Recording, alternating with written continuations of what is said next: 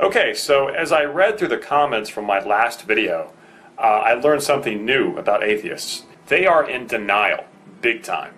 And I don't mean denial of God's existence. I mean denial of atheism. They are simply not capable of accepting atheism for what it truly is. Now, before we go on, please, you atheists out there, try for a minute to back up. Forget about the Bible, about Christianity, about Judaism, Islam, religious extremists, etc. Just clear your mind of all that baggage. My videos focus on atheism and whether atheism provides better answers like you guys claim, okay? It's really not a good sign if your only comeback to my arguments is to point a finger at religion. That means atheism is no better than anything else. Okay, now in my last video, I laid out these lessons or conclusions of theism. Number one, we are all special creations. Number two, we all answer to an ultimate moral authority. And number three, we are all here on purpose. And on the flip side, here are the conclusions of atheism. Number one, we are all biological accidents. Number two, there is no ultimate moral authority. Morality is subjective. And number three, there is no real purpose to our existence. Very simple and very rational. And so far, in 427 comments, not one atheist has been able to successfully disprove those conclusions. For example, this comment that focuses on atheist conclusion number two. The real challenge is for humans to be good to each other without a God and without religion. The best and brightest among us realize that we can be fair, good, honest, caring, loving, respectful, and humble, etc., without religions and without God. Yes, you're right.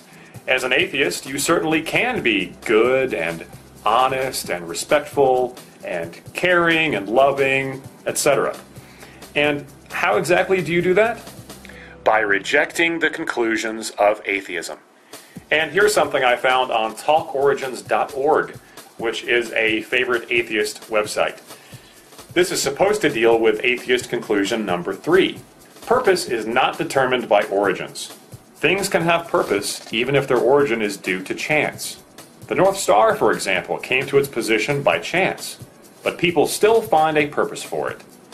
Well, sure, most things do have a functional purpose.